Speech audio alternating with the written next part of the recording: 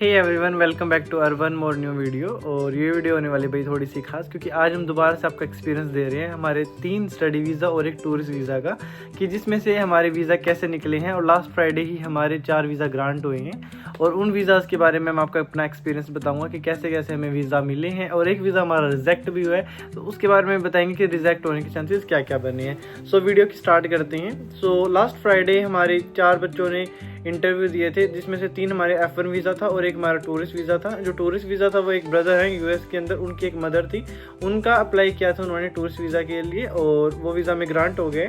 और जो हमारे 3 स्टडी वीज़ा थे उनमें से हमारा एक स्टडी वीज़ा ग्रांट नहीं हुआ है, जो F1 वीज़ा था, और 2 वीज़ा हमें यूएस के लिए भी ग्रांट हुए हैं। सो आज हम बात करेंगे क्या क्या चीज़ों का आपको ध्यान रखना चाहिए और इस टाइम पे यूएस एम्बेसी के अंदर क्या चीज़ें चली हुई हैं। क्या यूएस एम्बेसी इस टाइम पे वीज़ा ग्रांट कर रही है, चाहे वो टूरिस्ट वीज़ा हो चाहे वो स्टडी वीज़ा हो। सो आज की वीडियो इसी टॉपिक पे है। सो वीडियो को स्टार्ट करते हैं।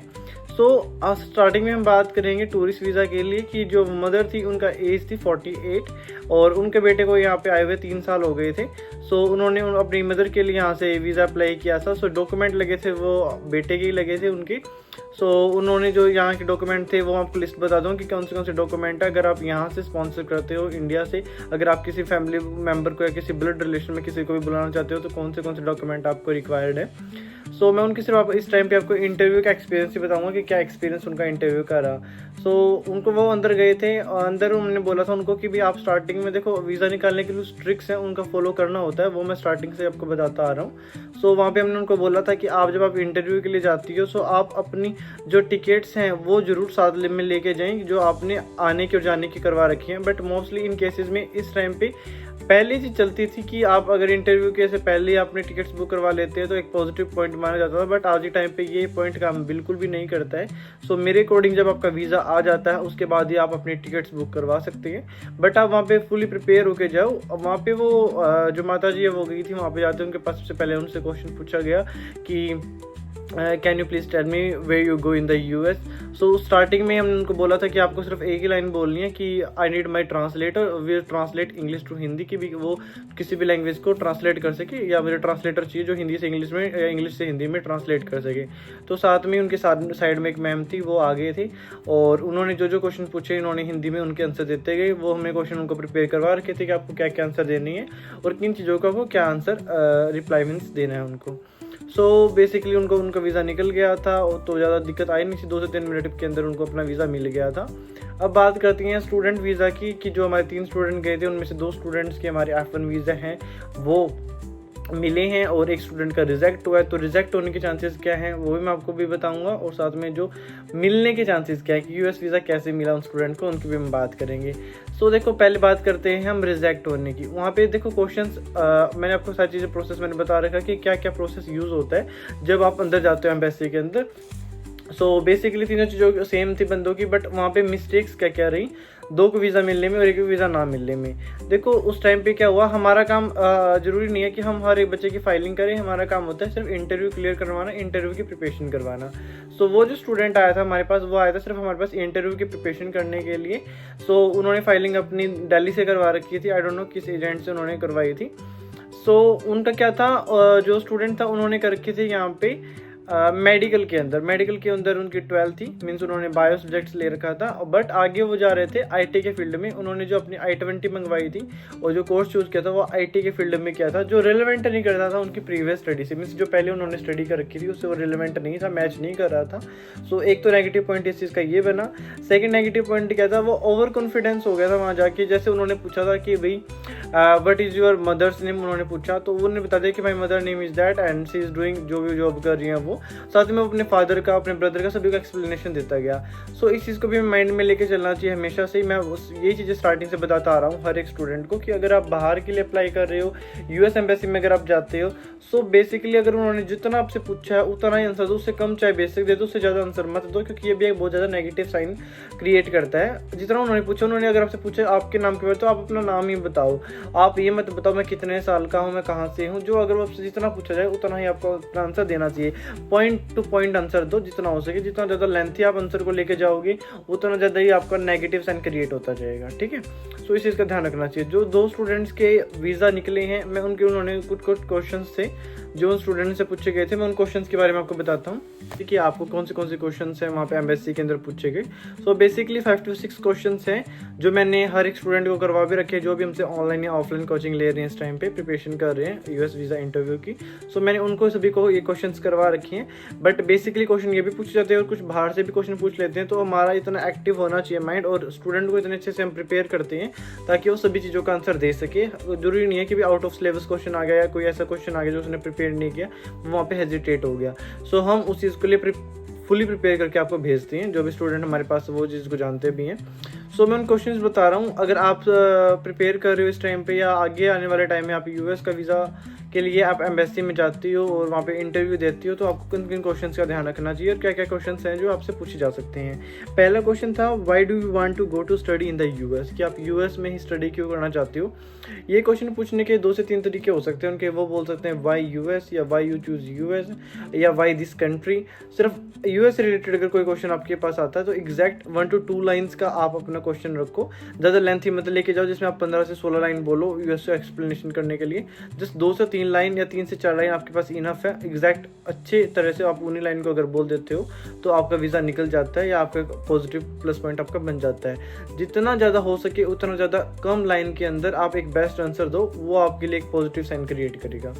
सेकंड क्वेश्चन था, what does your mother and father do, आपके फादर और मदर के ऑक्यूपेशंस पूछे गए। जैसे उन्होंने पूछा what does your mother and father do, तो वहाँ पे जैसे आपको ये बताना कि मेरी मदर ये करते हैं, मेरे फादर ये करते हैं, दैट्स ऑल। उसमें ये नहीं बताना उनको कितना एक्सपीरियंस हो गया, कितनी उनकी इनकम है, नथिंग एल्स, कुछ भी नहीं बताना। जितना उनसे पूछा जाए आपसे उतना ही आपको इसका आंसर देना चाहिए, तभी आपके वीज़ा के चांसेस कुछ ज़्यादा बढ़ जाते हैं। The third question is, what are your plans after graduation, कि ग्रेजुएशन जैसे वो ग्रेजुएशन के लिए यहाँ पे आए हुए हैं, सो अभी ग्रेजुएशन के बाद आपके क्या प्लान रहेंगे। आप अपनी होम कंट्री रिटर्न हो जाओगे, चले जाओगे, या फिर आप यहीं पे स्टे करके आगे अपने फ्यूचर यहाँ पे करियर यहाँ पे बनाना पसंद करोगे। सो इसमें भी देखो, अकॉर्डिंग टू मी हमें भी पता है कि हम क्या करेंगे, हमारा प्लान क्या होगा, but according to the visa embassy उस टाइम पर जो हमें आंसर देना है वो आप इसमें यही दे सकते हो कि मैं अपनी होम कंट्री में वहाँ पर जाके वहीं पर आके सर्विसेज प्रोवाइड करना पसंद करूँगा, या वहाँ पर इसी फील्ड के अंदर वहाँ पे कुछ अपना बेस्ट करना चाहूँगा ताकि मेरी कंट्री की ग्रोथ में भी मुझे अपॉर्चुनिटी मिल सके, मैं अपनी कंट्री की ग्रोथ में भी थोड़ी हेल्प कर पाऊँ। साथ ही साथ मेरे पास एक बड़ी मार्केट होगी जहाँ पे मैं अच्छे से अपनी चीज़ों को सर्वाइव कर पाऊँगा, ठीक है। So the third question is, what are your plans after graduation, की ग्रेजुएशन की ये मैंने आपको बता दिया है। फोर्थ क्वेश्चन है, how are you finding your education, funding your education. Okay, so funding your education में आपका पूछा गया कि भी आपकी जो एजुकेशन है उसके लिए फंड कौन प्रोवाइड कर रहा है, आपको पैसे कौन दे रहा है। तो वहाँ पे आपके स्पॉन्सर कौन होंगे, वो आपके फादर और मदर होंगे। सो देखो, मेरे अकॉर्डिंग आपको एक चीज़ और ऐड करना चाहूँगा कि अगर आप यूएस आ रही हो या किसी भी कंट्री में जा रही हो वीज़ा लगाने के लिए जहाँ पे भी आपका इंटरव्यू है, बेसिकली यूएस के लिए होता है, तो वहाँ पे आप अपना 1 साल का नहीं, जितने साल के लिए आप जा रहे हो उतने साल के लिए एक्सपेंस आराम से उसके अंदर दिखा के जाओ कि इतने साल का एक्सपेंस मैं इजीली अपना कवर अप कर सकता हूँ, चाहे वो मेरा अकोमोडेशन का हो, चाहे वो मेरी यूनिवर्सिटी की फ़ीस का हो, कोई भी एक्सपेंस हो मैं अच्छे से कवर अप कर सकती हूँ, मेरी फैमिली या फिर मैं उसे कवर कर सकता हूँ। हमारे पास इनफ बैलेंस है इस चीज़ के लिए, इनफ फंड है हमारे पास, ठीक है। फिफ्थ क्वेश्चन है, what course are you going to study, कि कौन से कोर्सेज हैं, जो कौन सा कोर्स है जो आप वहाँ पे पढ़ना चाहते हो। सो वन मोर थिंग, बहुत सारे स्टूडेंट है वो ये कोर्स कर ये क्वेश्चन है वो करके ही नहीं जाते हैं कि why you choose this course in US या why you choose this course in this university. वो क्यों नहीं करके जाते हैं, क्योंकि उनको इस चीज़ के बारे में नॉलेज नहीं होती। उनको उस टाइम पर सिर्फ एक चीज़ होती है कि मुझे अपना वीज़ा निकालना है, बस वीज़ा आ जाए। जो उनका एजेंट है, क्योंकि हमारी साइड ये चीज़ होती है कि एजेंट होता है वो अपने अकॉर्डिंग ही कोर्सेज चूज़ कर देता है, अपने अकॉर्डिंग ही वो यूनिवर्सिटी चूज़ कर देता है। सो यहाँ पर आप लोगों को इस चीज़ के लिए नॉलेज लेनी होगी कि मुझे कोर्सेज कौन सा दिया गया है, उस कोर्सेज़ के क्या क्या बेनिफिट्स हैं और उस कोर्सेज में क्या क्या चीज़ें पढ़ाई जाएंगी, और उन चीज़ों की आपको इनफ नॉलेज होनी चाहिए ताकि अगर आपको इंटरव्यू उससे रिलेटेड आपसे कोई भी क्वेश्चन पूछता है आप इजीली उस चीज़ का आंसर दे पाओ। सो ये चीज़ें हैं जिसका आपको अच्छे से ध्यान रखना चाहिए। The last one is, why did you choose this university, कि आपने यही यूनिवर्सिटी क्यों चूज़ की है। So basically why USC, why this university, why this course, ये क्वेश्चंस पूछे जाते हैं। तो यूनिवर्सिटी से रिलेटेड आप अपने 2 से 3 पॉइंट में आपको बता देता हूँ, बाकी आप अपनी तरफ से ऐड कर सकते हैं। पहला पॉइंट होता है उसका आप रैंक बता सकते हैं कि इस यूनिवर्सिटी का रैंक है वो बेस्ट है, तो रेपुटेटेड यूनिवर्सिटी होगी। सेकंड, जो कोर्सेज मुझे चाहिए थे, मैं करना चाहता था, वो यूनिवर्सिटी प्रोवाइड कर रही है, या आप ये बता सकते हो कि जो यहाँ के प्रोफेसर्स हैं उनके साथ मेरे अच्छे कनेक्शन हुआ है और मैंने चेक किया है ये यूनिवर्सिटी के बाद अगर मैं कोर्स करता हूँ सो मुझे एक हाई वैल्यू डिग्री मुझे मिल जाएगी, जिससे मैं आगे जाने वाले टाइम में यूएस में या इंडिया आकर भी एक अच्छी जॉब प्रोवाइड मतलब अपने अच्छी जॉब अचीव कर सकता हूँ। ठीक है, सो इन चीज़ों का आपको बताना है। सो ये कुछ बेसिक क्वेश्चन थे जो उनसे पूछे गए थे। एक क्वेश्चन उनसे पूछा गया था कि if I reject your visa then what you can do, कि भी अगर आपका वीज़ा रिजेक्ट हो जाए तो आप क्या करोगे। ठीक है, सो उससे रिलेटेड भी क्वेश्चन है कि अभी नेक्स्ट टाइम के लिए मैं अपना फुली प्रिपेयर होकर आऊँगा, जो मेरे मिस्टेक्स हैं उनको मैं सुधारूंगा। सो आप यहाँ पे ये चीज़ भी बोल सकते हो। बाकी सबका अपना अपना अकॉर्डिंग है, हम अपना एक्सपीरियंस आपको यहाँ पे शेयर करें। हम ये नहीं कहेंगे आपको कि आप अपने हमारे अकॉर्डिंग चलो या हमारी चीज़ें करो, जो आपका कंसल्टेंट बताता है उन चीज़ों को फॉलो करो। बट इन ट्रिक्स का आप अगर यूज़ करते हो सो 99.9% आपका वीज़ा निकल जाता है। सो वहाँ पे आपको ध्यान रखना है कि आप जिस भी कोर्स के लिए जा रहे हो वो रिलेवेंट हो आपकी प्रीवियस स्टडी से। अगर आपने मेडिकल में किया तो आप नर्सिंग के लिए यहाँ पे आ रहे हो, आप नॉन मेडिकल से किया तो आप आईटी के लिए आ रहे हो, अगर आर्ट्स से आपने किया तो आर्ट्स से रिलेटेड ही कोई कोर्स हो जो उसके लिए आपने यहाँ पे अप्लाई किया। सो वो it's totally depend on you कि भाई आप किस कोर्स से आ रहे हो और कहाँ पर आपने एडमिशन लिया। अगर आप ले ही गलत फील्ड में या गलत कोर्स में एडमिशन रहे हो तो वीज़ा के चांसेस तो देखो भाई नेगेटिव में जाना ही है आपके। ठीक है, सो अभी बात करेंगे उन माता जी की जिनका वीज़ा निकला है अभी यूएस टूरिस्ट वीज़ा का। सो उनसे क्या क्या क्वेश्चंस किए गए उनको भी मैंने पूछा था, तो उन्होंने मुझे 2 से 3 क्वेश्चंस बताए, तो वो भी मैं आपके सामने मतलब आपको शेयर करना चाहता हूँ। पहला क्वेश्चन था कि कितने टाइम के लिए जा रहे हो आप वहाँ पे। ये क्वेश्चन था उनका कि भाई आपका वीज़ा है वो 10 साल का लगता है जब आपको टूरिस्ट वीज़ा लगता है। सो बेसिकली आपको 6 महीने के बाद अपनी होम कंट्री में एक बार वापस से आना होता है। तो कितने टाइम के लिए आप वहाँ पे घूमने के लिए जा रहे हो, तो उन्होंने बता दिया कि मैं 3 से 4 महीने के लिए वहाँ पे घूमने के लिए जा रही हूँ। सेकंड क्वेश्चन था किसके पास जा रहे हो। सो उनका बेटा यहाँ पे रहता था, हमने फुली प्रिपेयर कर रखा था बेटा कहाँ पे रहता है, बेटा क्या काम करता है, बेटे को गए हुए कितना टाइम हो गया। कुछ ऐसे क्वेश्चंस थे जो उन्होंने पूछे थे, तो वो भी हमने अच्छे से प्रिपेयर करवा रखे थे। सो उन्होंने वो उनका भी अच्छे से आंसर दे दिया था। थर्ड क्वेश्चन था आपका एक्सपेंस कौन उठाएगा। तो नॉर्मल सी बात है, इसमें 2 तरह के आंसर आ सकते हैं, तो मैं खुद उठाऊंगी या मेरा बेटा उठाएगा। तो इनकी जो स्टोरी थी या जो इनका केस था उसके अकॉर्डिंग बेटे को ही बताया गया था कि बेटा ही इनका सारा एक्सपेंस उठा रहा है। फोर्थ था फंड कितना शो करना होता है। ये क्वेश्चन भी सबसे ज़्यादा होता है, भाई फंड कितना शो करे टूरिस्ट वीज़ा के अंदर। सो बेसिकली देखो मैं 2 चीज़ें बताना चाहूँगा आपको टाइम वेस्ट ना करते हुए। अगर आप टूरिस्ट वीज़ा के लिए अप्लाई करना चाहते हो तो जितना हो सकता है ना आपसे उतने से ज़्यादा ही करना अपना फंड जो मीन्स अगर आपके पास 3 से 35 लाख के फंड है तो आप 40 लाख तक भी शो अगर करते हो दैट्स इनफ। लेकिन 15 से 10 लाख में नेगेटिव साइन जाता है, तो जितना हो सके प्लस पॉइंट रखो, जितना ज़्यादा फंड शो कर सकते हो उतना आपके लिए बेस्ट है। सो वीज़ा उतना ही आपका स्ट्रॉन्ग बनता है, बट अगर फंड जेन्युइन हो तो भाई और सोने पे सुहागा वाली बात हो जाती है। ठीक है, सो इन चीज़ों का आपको ध्यान रखना चाहिए। वन मोर थिंग, देखो कई बार क्या होता है उस स्टूडेंट ने क्या किया कुछ ज़्यादा ही लेंथी आंसर दिए, वहाँ पे हमने उसको जो है शॉर्ट आंसर प्रिपेयर करके भेजे थे, बट उसको लगा वहाँ पे वो भी ये चीज़ उसने एक्सप्लेन की कि मुझे लगा वहाँ पे कि अगर मैं छोटे आंसर देता हूँ तो वो क्या पता मेरे आंसर से सेटिस्फाई ना हो जो वीज़ा इंटरव्यूअर है। सो इसीलिए मैंने थोड़े से लेंथी आंसर दिए, जो क्वेश्चन के आंसर थे उनको थोड़ा सा मोर एक्सप्लेन कर दिया। तो ये चीज़ आपको नहीं करनी है। पॉइंट टू बी नोटेड कि एक चीज़ हमेशा रखो कि पॉइंट टू पॉइंट आंसर दो। आप जितना पॉइंट टू पॉइंट आंसर दोगे उतना ज़्यादा आपके लिए बेस्ट रहेगा, चाहे आपका वो टूरिस्ट वीज़ा हो चाहे आपका स्टडी वीज़ा हो। टूरिस्ट वीज़ा में आपके पास ऑप्शन होता है लैंग्वेज का, आप इंग्लिश हिंदी कोई भी चूज़ कर सकते हैं। मेरे अकॉर्डिंग अगर आपकी एज 45 टू प्लस है तो आप हिंदी ही चूज़ करो, और 45 से बिलो है तो आप इंग्लिश ही चूज़ करो, ताकि अगर आप वहाँ पे अकेले घूमने के लिए जा रहे हो तो आपको कम्युनिकेशन में प्रॉब्लम ना आए।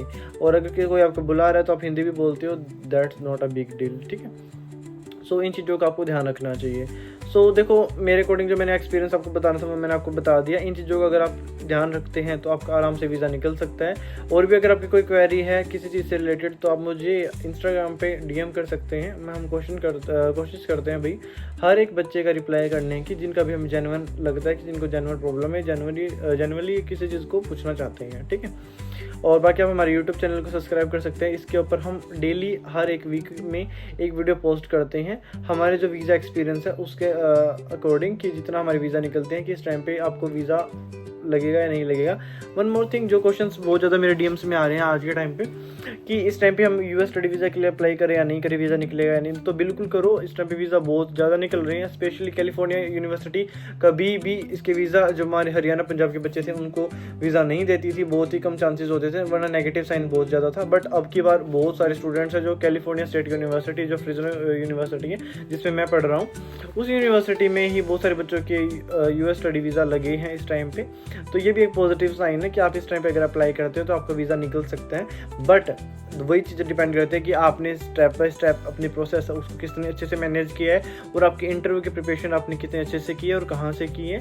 और वन मोर थिंग कि आप जब इंटरव्यू के लिए जाते हो कितने आप कॉन्फिडेंट हो, कितने आप ओवर कॉन्फिडेंट हो, और कितने आप स्ट्रेसफुल हो, और कितने आप नर्वसनेस है आपके अंदर। सो ये चीज़ें सारी मैटर करती हैं। तो आपको ना ज़्यादा ओवर कॉन्फिडेंट होना, ना नर्वस होना है, सिर्फ कॉन्फिडेंस के साथ एक अच्छी सी स्माइल के साथ अगर आप इंटरव्यू देने के लिए जाते हो और वहाँ पे उनके जेन्युइन आंसर देते हो, पॉइंट टू पॉइंट आंसर देते हो, तो आराम से आपका वीज़ा निकल सकता है। बाकी कंप्लीट वीडियो आप हमारे यूट्यूब पे देख ही रहे होगे, और जो यूट्यूब पे नहीं इंस्टाग्राम पे देख रहे हैं वो हमारे यूट्यूब चैनल पे जाके भी हमारी कंप्लीट वीडियो देख सकते हैं। सो भी सभी को राम राम। और भी अगर आपका कोई भी आंसर क्वेश्चन रहता है और हम पूछना चाहते हैं तो हमें कमेंट कर सकते हैं, या फिर हमारे इंस्टा हैंडल पे जाके हमें डीएम कर सकते हैं, तो मैं जरूर कोशिश करूँगा वहाँ पे आपको रिप्लाई करने की। राम राम।